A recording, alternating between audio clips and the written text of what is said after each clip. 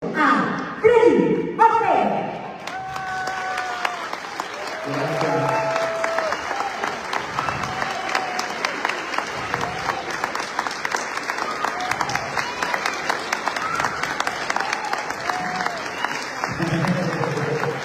Hola, buenas tardes, noches, ¿cómo están?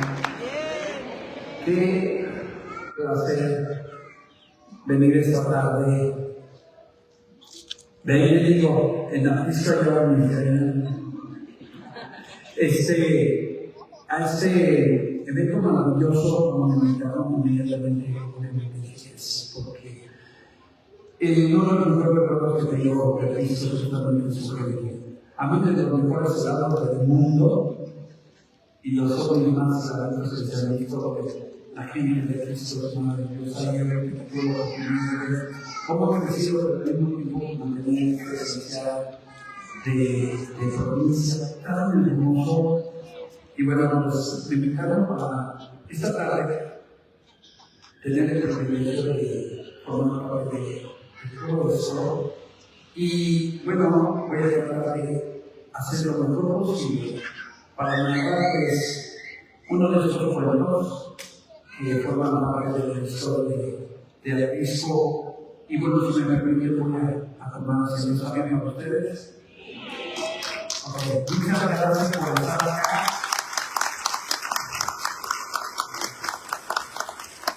Gracias por adelantado, por permitirme estar aquí. Ok.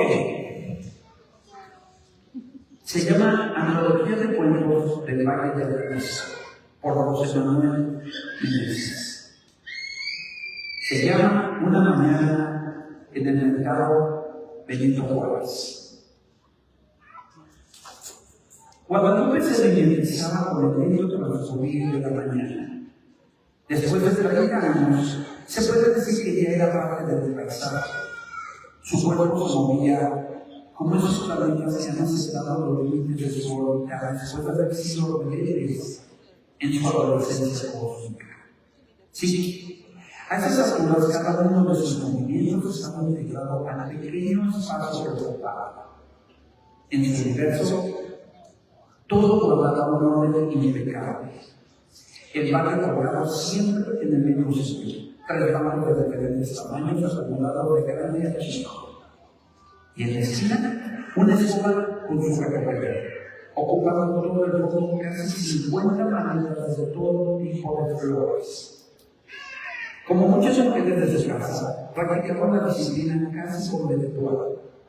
Estaba orgulloso, pues en tantos años nunca había faltado a trabajo. Vendía flores en el mercado de Benito Juárez. Su puesto se ubicaba a un costado de las zonas y verduras. Era un lugar privilegiado, casi el principio del pasillo de las flores, donde está la capilla que construyeron los mismos catalanes después de una colecta para el 12 de diciembre. Ahí ofrecían flores de terciopelo, gladiolas, girasoles, hortensias, rosas y tulipanes. Todo caminando de una. Además, de las flores necesarias para hacer frente a cada temporada de un pueblo desbordante de fiestas y apariciones. Aquí se sabe que la luz de la mañana conecta todo. La vida transcurre bajo el efecto de cámara lenta, generando una atmósfera parecida a los escaparates de un museo viejo. De pronto, desde fuera, la voz de cada un megáfono que reproduce algún rezo incomprensible, mientras se averiguan los vendedores acomodan sus productos. Un concierto de gallos despistados cantando por ruido, buscando plenamente el amanecer que se les escapa en el horizonte. Y las campanas que llaman a misa de 7 en el templo de San Agustín. Afuera, algún despistado lee en el frontispicio de derivada de la iglesia, Gloria di Trinitas. Y se percibe integrando en cada cara con la fila del seminarista que le había impartido catecismo. Estos son los ingredientes que te dan cuerpo a la cosa de que como esta famosa en este pueblo mágico. Una cana que lo cubre todo con el gesto de una madre que arropa sus derechos y sus palacios. La quietud de los pasillos solo lo nota por las voces de los fieles que, a fluir y venir, le dan vida a ese mercado. Antes de que venía su familia, era la muy salir de todas las correrías, por eso se preparaban para recibir la tarde cuando hay más de vida. Lo más seguro es que no hay que quedarse como un niño. Se decía el rey para darse a la niña. Primero yo, hija, primero yo.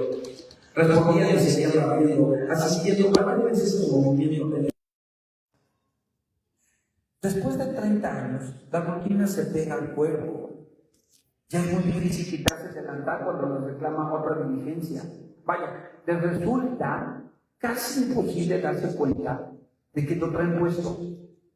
Es muy difícil dejar de adorar a los clientes. Sí, ya saben, esperar y esperar por ellos.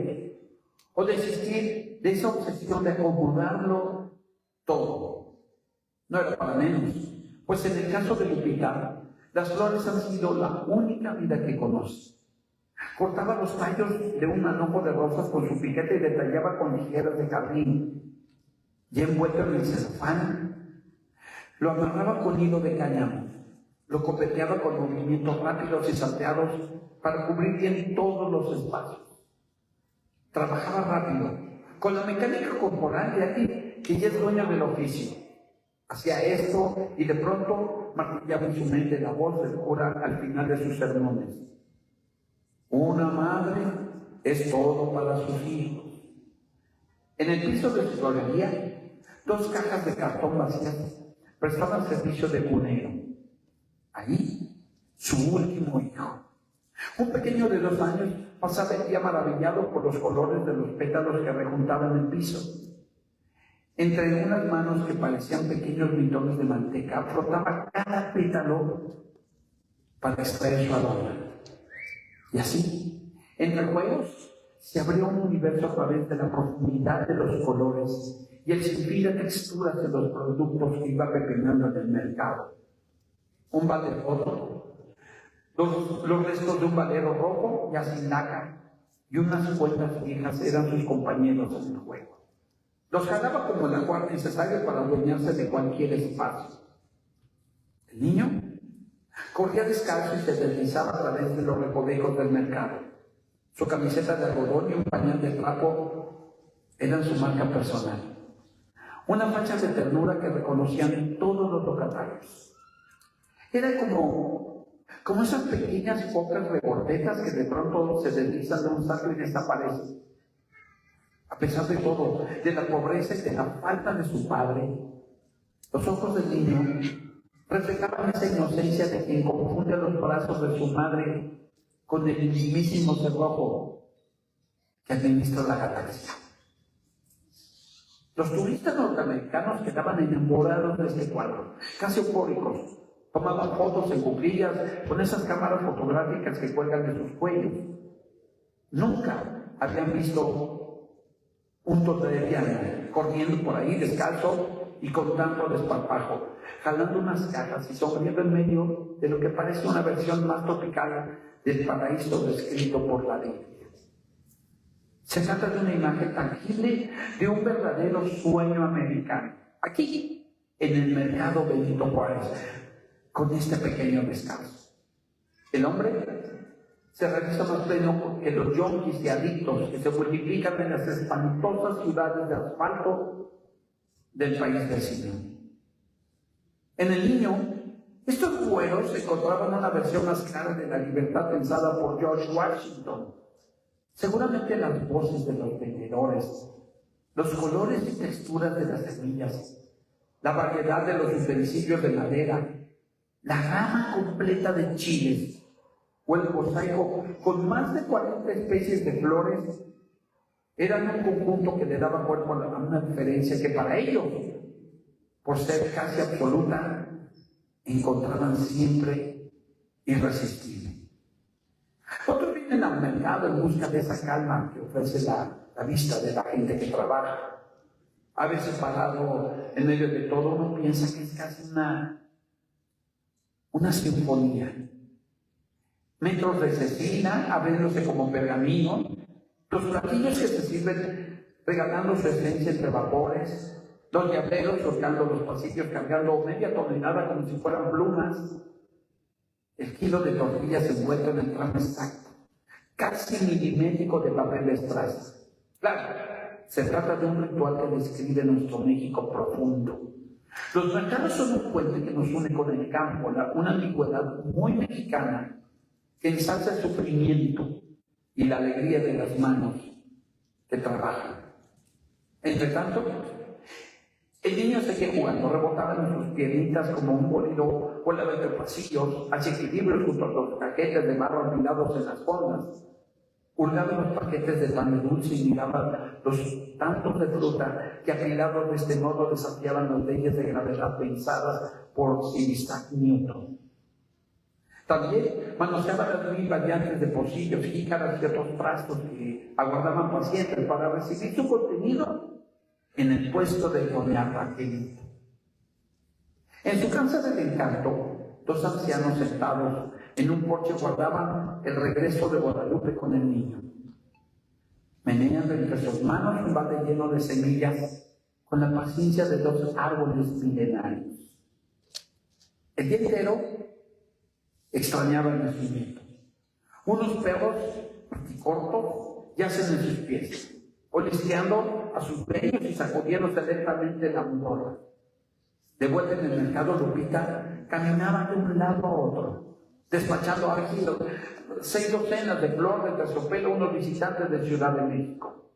De pronto, desde la zona de las fondas, Lupita siente la canción que le recordaba a Miguel, el padre de sus hijos.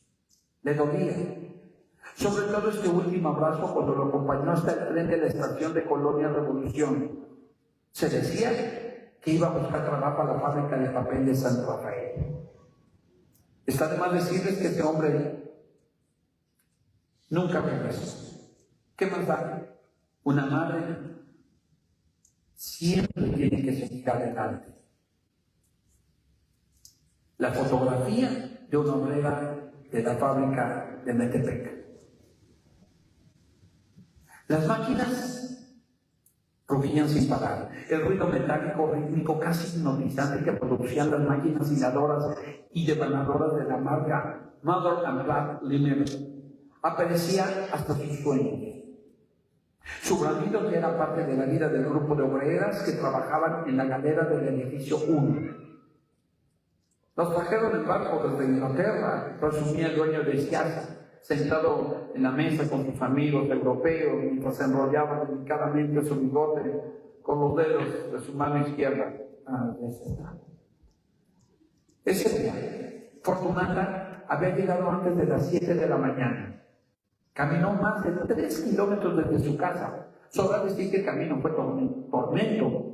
Algunas piedras habían maltratado los zapatos que había conseguido para salir en el retrato. El tacón derecho estaba casi roto, los tobillos hinchados y al doble de su tamaño. No podía salir descalzo del retrato, no podía salir descalzo hasta que decía sin descanso, colocando sus manos en las mejillas y brincoteando llena de nervios. Se había obsesionado tanto con el asunto de la foto que un día antes le pidió prestados unos zapatos a sus primas de Atrisco, unas niñas estiradas que a sus 50 años apenas aceptaban que se habían quedado para vestir santos. Se trataba de un trago amargo, pero bastante bien remunerado. Como era de esperarse el Atrisco, a nadie le decían que eran primas de Fortunata. Con el gesto de la realeza cuando se encuentran a la servidumbre, le acercaron un par de zapatos viejos ya bien desgastados y aunque fuera el número más chico, a Fortunata no le había importado. Luego comprobaría que caminar con el calzado equivocado debió ser parte del catálogo de tormentos medievales. Todo esto ocurría porque sus pies le daban pena. Luego de tantos años de dar descarga con guarache de cuero, estaban maltratados, curtidos como un cuero viejo, demasiado hinchados para figurar en el retrato junto a gente importante. Además, recordaban la mofa que le hacían cuando era niña, Sus vecinos no dejaron de llamarle pata de chango. Por si fuera poco, ese día, saliendo de la última curva, encontró 2 charcos, remanentes mudos de la tempestad que azotó el valle en la madrugada. Sus aguas de color marrón mojaron los solares de la única falda que le heredó su madre. De ahí en más, el peso de la tela empapada hizo más difícil cada paso. A pesar de todo, prefería caminar desde Acapulco, que vivir en las pequeñas casas del Company Town, que crecían como una mancha alrededor del complejo de la fábrica. No se explicaba cómo el progreso venía con esas casas tan pequeñas y tan amontonadas. Cuando en su rancho, la gente humilde tenía agua corriente, amplios cuartos, un gran patio y hasta espacio para huertas y sus animales. Para ella era un misterio que dejaba a la gente estudiada.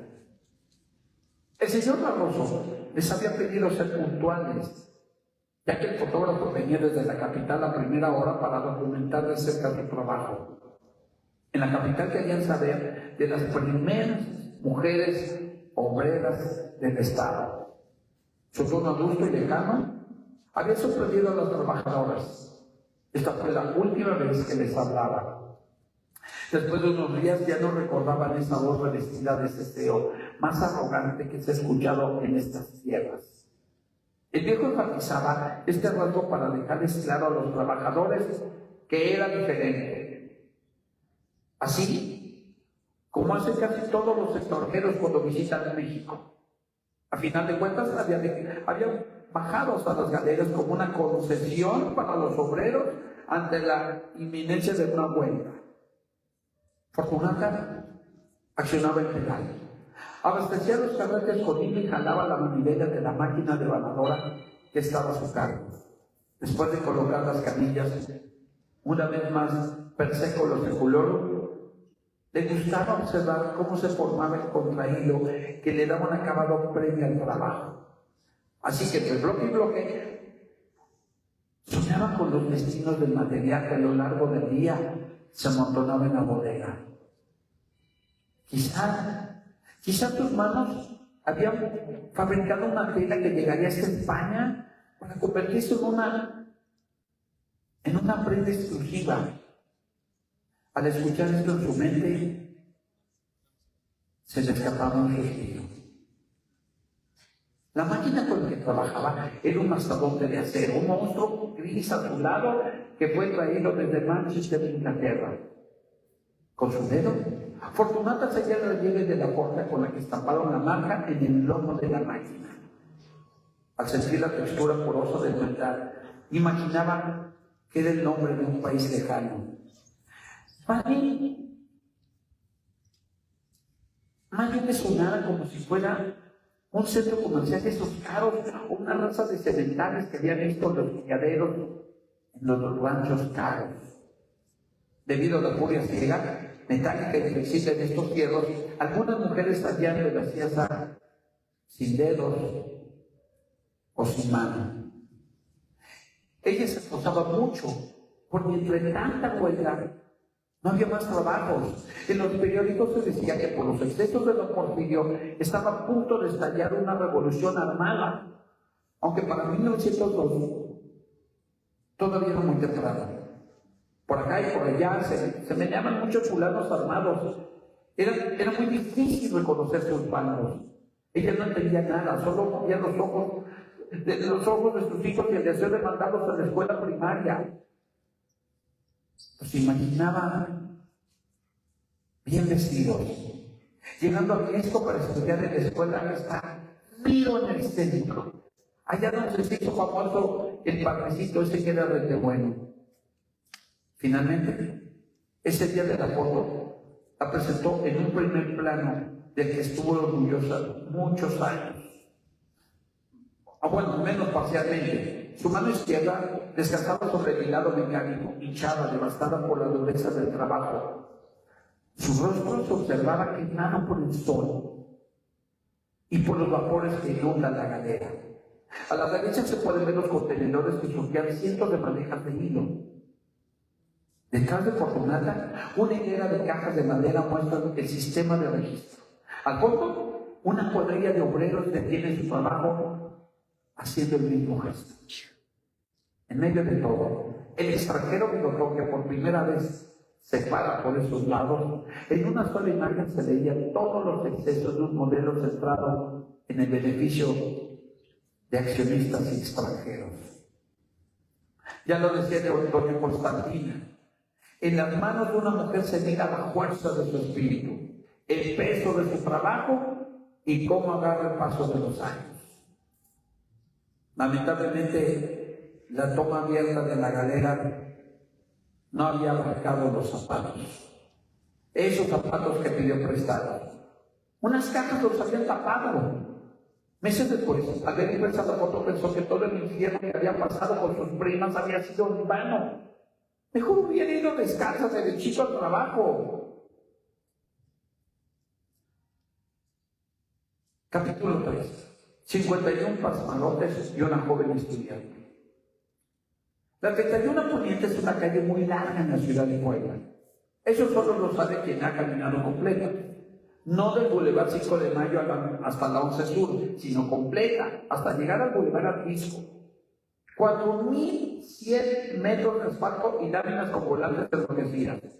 Los dependientes de la zona veían pasar a esta jovencita diariamente. Se miraba por que ella era una estudiante, aunque no de medicina, como casi todas las que andaban en sus alrededores. Su paso lento, cansado, daba cuenta del regreso de quien ha cumplido su jornada. No era para menos. Había salido de su casa en el barrio de San Juan de Dios a las 5 de la mañana. Con la bendición de su madre, iba de lunes a viernes hasta Ciudad Universitaria en Puebla. No había opciones en Atlisco, ¿verdad? No había universidades. Quien quería estudiar tenía que hacer este tipo de viaje. ¿Qué piensa una estudiante en su regreso a casa? ¿Sueña con escalar el Everest? ¿Quizá convertirse en profesionista? Y en medio de su desvarío, algún día ser maestra. Para trabajar en la secundaria Melchor Ocampo, la mejor escuela de su pueblo. ¿Ya sin recato alguno? Quizá también se atreva a soñar que se escribe muchos libros. Muchos. En este formato tan bonito que las editoriales preparan para los niños. Fíjense qué atrevimiento para mediados de la década de los 90. En medio de tantos machos que disfrazados la noche del 14 de septiembre todavía cabalgaban en el pueblo. Bajaba del transporte en Plaza Doral y después caminaba hasta la esquina del Boulevard y la mentada 31. Esquivaba el espantoso tráfico que provocaba las oficinas de la antigua Procuraduría y con una sonrisa recordaba la facha de quienes pensaban que no podía graduarse como maestra. Todos, agarrados de las manos, desfilaban en su mente de manera cronológica o alfabética. A fin de cuentas, daba lo mismo. A veces, los peores enemigos están más cerca. Pensaba y recordaba al menos 51 palmarotes que vaticinaban su fracaso. Entre ellos, la crema innata. Machos que opinaban en las fiestas, sentenciaban parados en las esquinas y con las manos en el cinto, aquellos que se creían destinados, dueños de privilegios. Aseguraban que para una mujer era imposible estudiar. Un tema que ni siquiera debía de tratarse. Pagaba pronto, un amasijo de palurdos respaldados por la fuerza del pasado. Sin embargo, allí, en medio de la calle, la estudiante se reconfortaba con el ejemplo y el cariño de su madre. Pensaba en esto y pateaba los recados y corraba por la calle gritando pisar las líneas con las que los albañiles estrían las aceras. Luego jugaba a ser equilibrista sobre la cresta de las guarniciones, abriendo por completo sus brazos a manera de una pértiga. sintiendo el contrapeso de los libros y los códigos que llevaba a todas partes, acomodados religiosamente en una mochila que le regaló su madre. Como puede verse, todavía era una niña, una jovencita que luchaba por abrirle un hueco en la panza al destino. Los camiones de la Ruta Oro hacían base en un costado de la Fuente de los Frailes. De ahí zumbaban hasta Frisco, haciendo 2 o 3 escalas dolorosas en las señoras y señores que bajaban con sus bolsas, bultos y unas que otras veces hasta gallinas y guajolotes amarrados de sus patas. Evidentemente, para quienes regresaban a su casa, todo esto resultaba un martirio, un tormento que se repetía sin sentido. En ese entonces no había otra forma de regresar al pueblo. Una trayectoria de 2 horas en la mañana y otras tantas por la tarde era el tributo a Cronos que abonaban los estudiantes que se atrevían a estudiar en Puebla. De todas formas, en ese entonces no había muchas opciones. En casa, su madre preparaba todo para su regreso. No hay nada como una cena que prepara una madre. En verdad no existe. A esas alturas, podría jurar que la vida en la antigua calle de las Calaveras era diferente a la locura de la capital poblana. Una calma diferente puede sentirse con esta vista del ex-convento. A unos pasos de mi casa, todos los males desaparecen. Caminaba sentada entre los incómodos asientos de los oros. Cerraba los ojos al tiempo que pensaba en las luces que al caer la noche, poco a poco, iluminaban las veredas que conducen a la capilla en la cima del Cerro de San Miguel. Cuando sapeaba en la estación, subía por Ávila Camacho. Rápido echaba un ojo en la cartelera del viejo cine Volcán. Y de inmediato apuraba el paso. Luego doblaba la 9 Sur para estar frente a su casa. De esta forma saludaba a sus vecinos de toda la vida. Se detenía a comprar golosinas en la eterna miscelánea Mari, ubicada en la esquina de su casa. Por ahí, justo donde 150 años antes, los cañonazos de los yanquis habían destrozado todo para practicar su puntería. Han recorrido todo para después largarse. Así como todavía lo hacen. Hemos aprendido muy poco desde entonces, pensaba, con las tierras armadas afligidas en su tercer semestre, cayendo en un tierno anacronismo que comprendería más tarde. Únicamente seguía su instinto, pues desde pequeña montaba pequeñas tiendas, una silla de madera, unos baldes y todo lo que encontraba en el patio. Ahí vendía dulces y daba crédito a sus hermanas.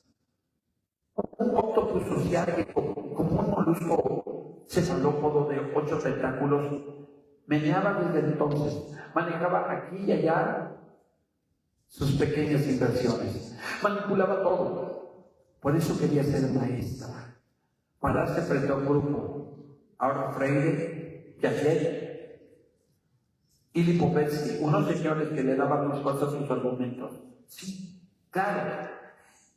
Ella tenía razón al cobrar intereses por los dulces. Digamos que le asistía derecho. Desde niña podía encontrar el norte sin usar brújula. Decía en otros días de la calle que también tragaba más pinole. Cuando cerraba la pequeña puerta de su casa, sonreía recordando sus juegos. Aunque también pensaba en la utilidad de los acuerdos, pues como decía el Montoncito, su profesor de asignatura correspondiente, todos ganan cuando se llega a un acuerdo. Para los clientes hay mayor certeza, para el vendedor una promesa de pago y la facilidad de su registro. Sin duda, cuando era niña, la asesoría de un abogado le hubiera ahorrado muchos desvelos. Sobre todo cuando alguna de sus hermanas comía los dulces y escapaba sin cubrir el costo. Afuera, cerca de la escalera ancha, la gente bajaba hacia el centro. Los señores con sombrero paseaban soberanos y miles de turistas compraban su paleta, la eterna paleta, y una maceta en los brazos. Daban vueltas por el zócalo hasta cansarse, seguidos por pequeños grupos de amigos atlisquenses, siempre pudorosos de hablarles.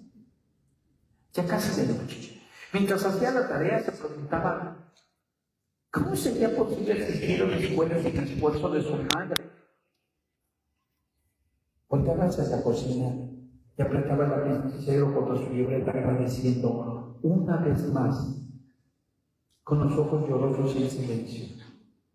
Una nunca sabe la cantidad de universos posibles contenidos en la voluntad de una madre que apoya incondicionalmente a su hija. Altagracia y el Hospital San Juan de Dios. Sus padres le habían arrebatado a su hijo. Actuaron rápido porque entre los siervos de Dios, lo que había hecho Altagracia no tenía nombre. Ella y su novio eran apenas unos adolescentes. Sus padres sabían que debido al fervor de su lectura bíblica, las vecinas de su pueblo con gusto la habrían apedreado, como hicieron los judíos con la samaritana que aparece en el Nuevo Testamento. A final de cuentas, este era el don de Cristo. De alguna forma, tenían que defenderlo. Todavía estaban en la memoria de la comunidad católica los horrores de los autos de fe que en la capital habían llevado comerciantes judaizantes a la hoguera. ¿Quién puede olvidar el caso de la familia Carvajal? Por eso, preferían denunciar a toda mujer que no guardara la castidad como indica la ley de Dios. En el pueblo no sabían exactamente qué eran, pero odiaban profundamente a las samaritanas.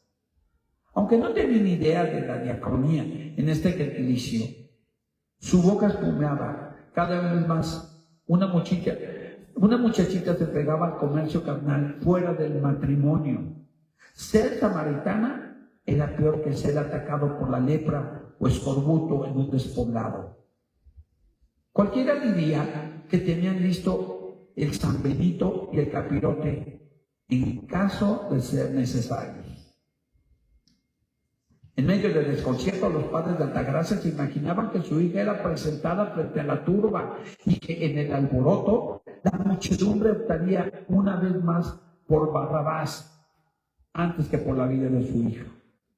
El año anterior habían presenciado la representación del Calvario en la ciudad de Puebla y estaban atemorizados por la fuerza de los castigos y el ánimo sangriento de la época de carnaval.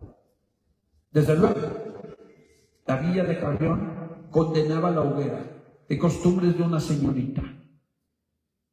La inocencia perdida era como una mancha indisoluble, toda una fuerza caótica que se materializaba bajo la forma de un tierno grupo de feligreses asustados por sus sacerdotes. Finalmente, en la fe del bautismo, el niño quedó registrado como su hermano. Así indicaban las buenas costumbres. Después de un largo encierro, apenas unos días después del parto, repudiada por su familia y molida a golpes por su padre, fue recibida como hermana de la Orden de las Clarisas. De inmediato manifestó que deseaba trabajar con los hermanos juaninos en el Hospital de la Purísima Concepción de San Pedro y Santa Ana, mejor conocido como San Juan de Dios. Sin saber su historia, la gente pensaba que el carácter de la Sor Petra era uno de los elementos naturales inamovible y eterno como el aire, el agua, la tierra y el fuego, como si hubiera nacido llevado el hábito desde pequeña. Recibida por la partera, ya vestía con túnica, escapulario y velo, siendo la monja profesa, la mujer de hierro que ahora conocía. Una especie de versión torcida de Huitzilopochtli. Después de 30 años de encierro, era una experta en el cuidado de pacientes agobiados por el Matlazahuapo. De la mano de los hermanos, Había aprendido los rudimentos para tratar el tabardillo, las esquilencias, la rubiola e incluso la lepra, la tos chichimeca y otros males que azotaban la región. La hermana Altagracia no sabía nada de Galeno, ni de Hipócrates, mucho menos de Fray Castoro. Solo repetía sus nombres y se comentaba en tono al equilibrio de humores fríos y calientes, para dejar tranquilo al hermano superior, ya que estaba muy viejo y era cada vez más necio. Inventaba casi todo, pues hace muchos años dejó arrumbada a la Ars Parva que le dieron a su llegada al hospital. Antes que memorizar, prefería observar y experimentar por sí misma. Trabajaba con cada uno de los pacientes. Poco le importaba lo que había dicho de esos vegetales. Hace más de 500 años, incluso hace más de 2000 años. Andaba deprisa levantando ligeramente el hábito de los empedrados, unidimensional, espumosa, pero con la espada recta. Se movía por las escaleras de San Juan de Dios como un espectro que domina cada uno de los puntos de su desplazamiento. El celo que concedía a sus pacientes que le permitió olvidarse de todo, especialmente de las furias que habitaban su pasado. Sin embargo, concedía mayor atención cuando tenía partos. Le gustaba, le encantaba manipular al recién nacido, cortar el cordón umbilical y recomendar a sus familiares enterrarlo en sus parcelas, ya saben, para darle arraigo a la tierra. Un niño ciego llegó una tarde de abril de 1747. Lo miraba raro, todo lleno de manchas y con una temperatura que le producía vómitos y alucinaciones. Había en esta criatura muchas de las señas de un tormento bíblico. Era obvio que en el sufrimiento de este pequeño, más allá de su carácter de mujer implacable, reconocía la nostalgia por su hijo. Cuando estaba junto a él empezaba a sentirse liberada. De una extraña forma y sin motivo, se quedó a su lado hasta su muerte. Dicen que esta noche el niño abrió la boca y así, sin más, dejó de respirar. Estuvo agobiado por las ronchas que le habían cundido hasta los intestinos. Unos días después, ella empezó a sentirse exhausta. Le venían unas calenturas que no reconocía. Pero cuando le salieron las primeras ronchas, aceptó sin aspavientos su destino. Sintió pena por no leer atentamente las enseñanzas de Fray Castoro de Verona, que se hubiera comprendido mejor la naturaleza de las epidemias. Entonces, ya era demasiado tarde. Finalmente, su vida también se extinguió en una celda del convento, vencida por la fuerza de la epidemia de Piquisopáguara, que azotó esa región en el año nefasto de 1747. En el momento de su estertor, recordó a su hijo, ya que debía ser un hombre grande y fuerte. Gracias.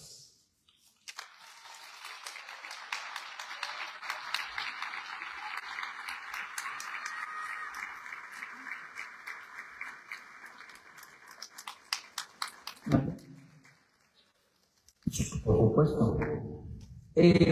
Bueno, yo primero que nada quiero nuevamente agradecer la oportunidad de tener la remembranza de estas tantas historias de Atlisco, que como les digo, es una belleza sentir en cuanto uno entra y empieza a transitar por estas calles. Es un sentimiento de agradecimiento por estar vivos. Hace un rato estaba teniendo una plática con unas personas y pensaba en que si nos damos cuenta, todos los que estamos aquí somos un verdadero milagro. A veces pensamos que nos lo merecíamos, que fue gratuito, que nosotros nos creamos a nosotros mismos. Y nada más alejado de la realidad que eso. Somos privilegiados. Les voy a dar un dato. Imaginen todo el agua que existe en el mundo, los mares, todos los océanos, los ríos, los charcos, las lagunas, todo el agua que existe. Lo que nosotros como seres humanos conocemos es apenas lo que cabe en una cubeta. Eso es todo lo que hemos explorado. Para que cada uno de nosotros exista, hay una ecuación muy compleja. Si el Sol estuviera 1 kilómetro más cerca de la Tierra, estaríamos calcinados. Y si estuviera 1 kilómetro más alejado, estaríamos congelados. La posición donde está la Luna tiene que ver con nuestra gravedad. A eso, agréguenle el hecho de toda la coincidencia que pasó desde sus papás, sus abuelos, sus bisabuelos, sus tatarabuelos, y así para atrás. Una serie de coincidencias tan importantes que a veces no nos detenemos a pensar en eso. Hasta donde todos los que estamos aquí sabemos, todos, solo tenemos una oportunidad de pasar por esta vida. No hay comprobación de que volvemos a regresar. Una. Y somos seres capaces de escribir como escribió este Señor. De sentir amor, desamor, de construir estas cosas. Y lo damos por hecho. Y nunca nos detenemos a pensar el privilegio tan grande que tenemos de existir por lo menos una vez. Y aquí viene lo más importante. ¿Qué decidimos hacer de nuestra vida? ¿Qué? Y si entendemos el propósito, creo que lo primero es ser agradecidos de pertenecer a este lugar en donde podemos convivir, en donde tenemos la oportunidad de darle la mano al que sigue, en lugar de quitarle lo que le pertenece. Eso es lo que nos hace verdaderamente grandes. Eso es lo que nos hace humanos. Si ustedes se han cuestionado algún día, ¿para qué vine? Seguramente van a encontrar un legado en su profesión o hasta en sus hijos. O que le dejaron una lección a alguien, tal vez de manera inconsciente. Pero creo que en el momento que nos veamos la próxima vez al espejo y tratar de entrar en nosotros mismos y saber que aquí adentro, aquí, hay una conexión increíble de neuronas, de venas, de órganos que nos hacen únicos. Vamos a entender lo privilegiados que somos. Les doy un ejemplo que me encantó, que le dice una persona a otra. Te voy a dar, ¿quiere usted 10 millones de dólares? Le voy a preguntar a usted. Si yo le gustaría tener 10 millones de dólares, si yo se los pudiera dar, ¿le gustaría? Ok. Pero hay una condición. Usted ya no amanece mañana. ¿Qué preferiría? ¿Verdad? Es cuando dimensionamos. Y es una respuesta que tenemos todos. Decir, no, yo voy a apreciar mi vida. Ok. ¿Cómo voy a apreciar mi vida? con lo que puedo hacer de la misma. Y de verdad, no me hace más grande obtener más, sino dar más. Y no tiene que ser monetariamente. A veces es con solo darle el tiempo, escuchar a alguien que nos necesita. Todos los que estamos aquí tenemos una virtud, tenemos voz aún. Cuando dejamos de respirar, ya no va a haber voz. Ya no va a haber pensamientos, ya no va a haber nada. ¿A dónde vamos? No lo sé. Yo único sé que estoy aquí, que estamos aquí, y que pase lo que pase, siempre tenemos forma de salir. Te comentaba con alguien que tengo aquí enfrente, decía, por último, les quiero compartir esto porque a mí me ayudó mucho. Yo fui nómada, a mí me mandaron para aquí, para allá, y pude haber tirado mi vida al caos, simplemente por tener un pretexto para decir, es que mis padres me dejaron. Pues sí, todos tenemos problemas. Pero cuando aprendemos a ponernos en la posición antes o después del pero, cambia, y se los quiero compartir. Decía, si a ti te dicen, tú vas a ser ahora la gerente de la empresa para la que trabajas, pero te vas a perder fines de semana, vas a trabajar mucho, los eventos familiares, lo ves de una forma. Vamos a ponerlo al revés. Si te dicen, vas a trabajar más de 8 horas, vas a perderte eventos familiares, pero vas a ser la gerente de la empresa donde trabajas, cambia, porque la recompensa está al final en lugar del castigo. Entonces, no venía ni al caso con lo que acabo de leer. Me dijeron, ¿puedes interactuar 5 minutos? Sí, lo puedo hacer. Porque creo que, y pido una disculpa por las damas, pero lo tengo que expresar así.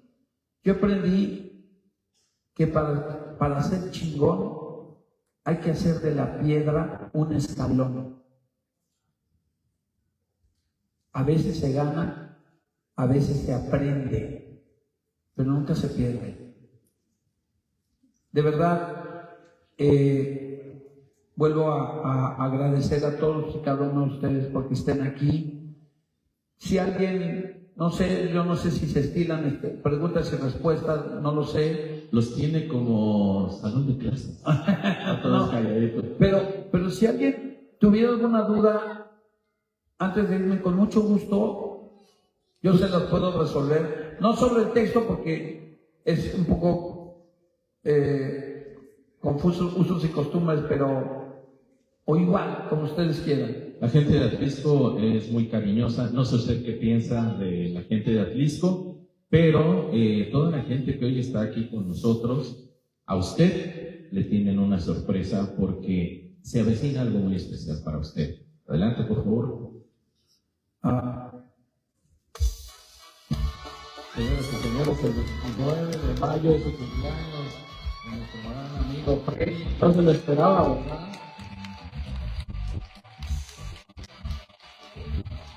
Dice que no, párala. Es el 29 de mayo. Ese no. Es el de su hermano. Este es de mi hermana.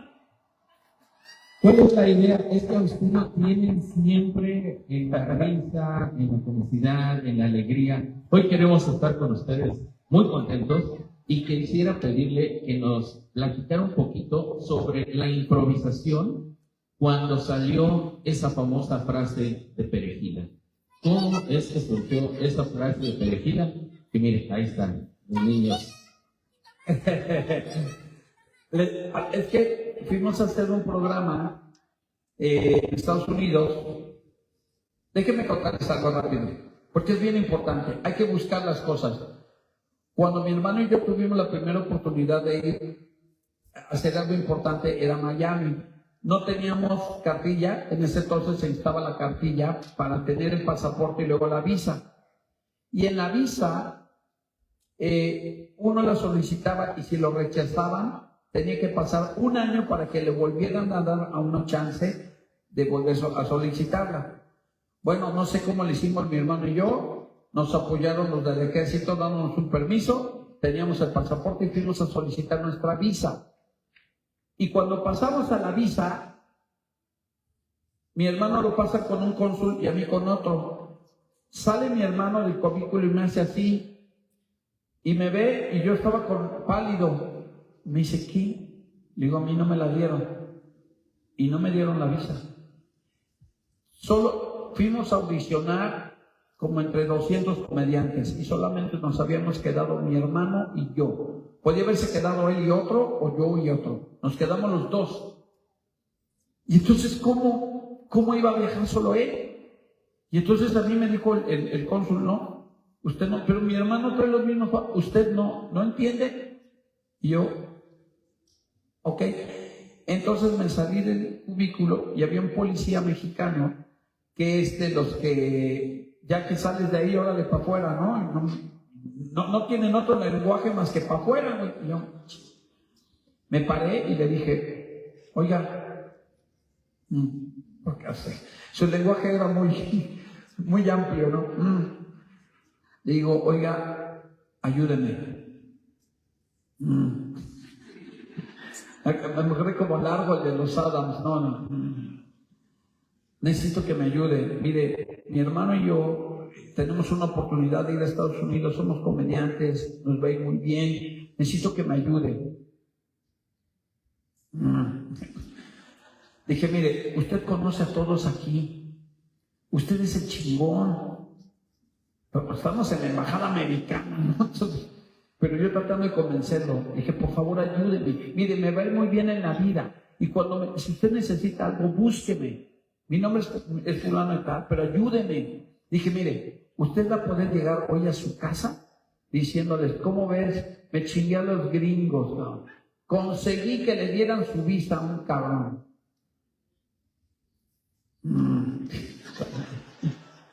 El significó que se fue a hablar con los gringos. Viene de regreso. Para mí ya no era el policía, para mí ya era de police. No, yo ya lo veía hasta güero y con greña, entonces, como la Rosa de Guadalupe con airecito. Y me dice, pasa otra ventanilla. Y me dieron la visa. Y es por buscarlo. Bueno, resulta que nos vamos a hacer ese programa, que era en un foro muy chiquito. Y nos vieron unos personajes que se llamaban Honey y Darling, ¿no? Y Germán y yo dijimos, oigan, déjenos cambiar el nombre, ¿no? ¿Cómo? Pues no sé, jitomata y perejil, se nos hacía muy joto eso, ¿no? Jitomata y perejil. Sí, órale pues. Pero yo estaba con la cocinita, que era una cocinita así, y aquí había una pared, ¿no? Y atrásito estaba la zona de maquillaje. Entonces yo ya estaba listo. Y entonces nos dicen, acción. Y Germán no entraba. Y yo empiezo, ay, amiga, bienvenidos a Cocinando para Jitomate y la Perejila. Hoy les tenemos y Germán allá. Y Germán todavía arreglamos el chino. Y le voy a hablar a mi ayudanta, a mi chancha, a mi gata. Y no entraba. Y le voy a gritar así. Y entonces alargué el grito, perejila. Y el güey todavía con la pestaña, desde allá adentro, ¿qué pasa? Yo, ven, Anita, por favor. Y entró. Y de ahí se quedó la rúbrica del por qué le grito y por qué él me contesta siempre desde afuera. Porque el baboso estaba allá afuera todavía chingándose conmigo. las pestañas. Bueno, esa fue la historia que me pidió aquí. Claro que sí. Este es el verdadero Germán Freddy Ortega que hoy está aquí con nosotros y que el público te quería ver. Muchas gracias. Te quería saludar, por supuesto. Vamos a invitar a la regidora Valerie, por favor, que viene en representación de nuestra presidenta municipal, y también a nuestro tesorero municipal, si nos acompaña, por favor, de este lado, regidora, que nos acompañen, vénganse, por favor. El doctor también, pues el enfermero. Sí, es de aquí, de similares. Sí, exacto. Fuerte el aplauso para nuestro gran amigo Freddy Ortega, que hoy está aquí con nosotros. Y vamos a escuchar el mensaje de Valerie, en nombre de Ariadna Ayala. Yo me traje a dos de tus más grandes fans que aquí están desde abajo, bien ¡Wow! emocionados, así que ¡Qué padre! Muchas gracias. Mira, una foto de aquí ese. traen la foto del recuerdo. Pero teníamos 12 años, mi hermano y yo. De haber dejado de tomar. Porque... ¿Cómo está, señora hermosa? Aquí ya la vi, mira, aquí está. Gracias por estar aquí. Valerie, ¿qué nos ibas a decir? Yo solamente quiero agradecerte a nombre de todos los atlisquenses que de verdad tienes aquí grandes fans, aquí como Mari, como Cedric, que aquí nos acompañan. Y creo que nos has deleitado un rato con estas historias, pero sobre todo también con tus consejos, con tu filosofía de vida, que creo que a todos nos dejó maravillados, a todos nos dejó escuchándote con total atención. Gracias por acompañarnos. Aquí en Atlisco siempre vas a tener tu casa. Gracias, mi hermano. Y gracias a todos los que están aquí también presentes, que nos ayudan a seguir fomentando la cultura. Este ciclo de lecturas está hecho para que tanto niños como grandes descubramos en este arte pues una forma de distraernos, de convivir en familia, y creo que se está haciendo muy bien. Así que Gracias. muchas gracias por estar aquí con nosotros. Gracias a todos. Oigan, yo no lo acostumbro, no me gusta, se lo digo de verdad, no me gusta, pero a lo mejor algunos dijeron, que nos esperan que contara un chiste. Lo voy a hacer, porque es un chiste que me gusta mucho. ¿Se acuerdan de la canción, seguro, la de 100 años? ¿Se acuerdan la de Pasaste a mi lado? ¿Se acuerdan? Bueno, resulta que hay un concurso de a ver quién canta mejor la canción de 100 años, ¿no? Y pasa el primero. A ver, pasa el número 1. Y empieza. Pasaste a mi lado, no, ¿cómo? ¿Cómo pasaste? No, ¿qué te pasa? No, no seas menso, ¿cómo pasaste? No, eso está mal, sáquense ahora, mejor el siguiente. Y entra el siguiente. A ver, el siguiente concursante. Pasaste a mi lado, no, ¿cómo pasaste? No seas, ¿cómo pasaste? No, no sin la S, no seas naco. Ahora, sáquenla. Pasa el tercero. Dice, a ver usted. Empieza. Pasaste. Y todos, ¡bravo! A mi lado. Gracias, buenas noches. Fuerte el aplauso para Freddy Ortega. Adelante, regidor. Dime, no tienes. Oye, ¿recuerdas que te comenté que Atlisco estaba lleno de talento? Sí. Pues a nombre de nuestra presidenta municipal, la doctora Ariadna Ayala, que tenemos este presente, que es elaborado 100% por manos atlisquenses. Es cartonería y claro, sí. ¡Wow! Está elaborado por Marina Arte y Cultura. Es un estudio de arte de aquí a Atlisco. Por aquí estaba Omar Rengel, ¿dónde están? Vean qué bonito, muchas gracias. Pero bueno, talento atlisquense con muchísimo cariño para ti, y de verdad, nuevamente en nombre de nuestra presidenta municipal, la doctora Ariadna Ayala, te agradecemos infinitamente.